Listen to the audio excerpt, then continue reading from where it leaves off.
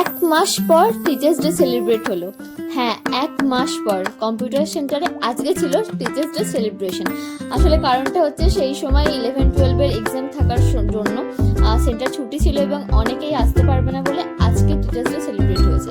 আর গিফটটা কেনার পরে এই মেয়ের আনন্দ দেখো, যেন মনে হচ্ছে গিফটটা ওই পাবে।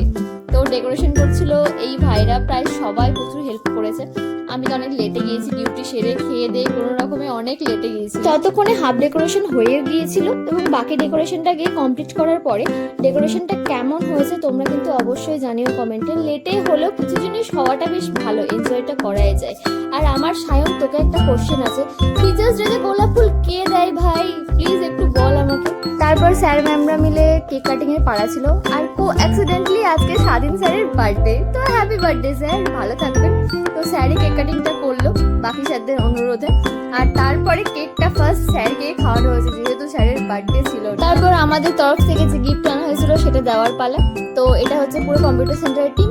এতক্ষণে তোমরা বুঝতেই পারছো আমি কোন কম্পিউটার সেন্টারে কম্পিউটার শিখি। চটপট কমেন্টে বলে ফেলবে কিন্তু কোথায় শিখি, আর তোমরাও কি এই কম্পিউটার সেন্টার থেকে শিখেছো? প্রায় কাটোয়াতে যারা থাকো বেশিরভাগ জনই এখান থেকেই বলতে গেলে শিখেছো। আর স্যার ম্যামদের গিফটটা বেশ পছন্দই হয়েছিল, ভালোই লাগলো বেশ। তারপরে এই যে বিহাইন্ড ক্যামেরা, ওই জন্য আমি নিজের ফেস আর নিতে পারিনি। আর ওই দেখো ছেলেগুলো কাণ্ড দেখেছো, বেলুন না বাজি পেয়েছে একবারে, যদিও আমিও ফাটিয়েছি। আরে ডোন্ট জাজ, মজাই লাগে বেশ। তারপরে কেকগুলো পিস পিস করে ডিস্ট্রিবিউশনের পালা ছিল, এক ফালি আমিও পেয়েছি। আর তারপরে এই দেখো মেয়েকে রুমাল আর র্যাপিং পেপার ধরতেই পারবে না, তারপরে মিষ্টি খেয়ে বাড়ি। ওকে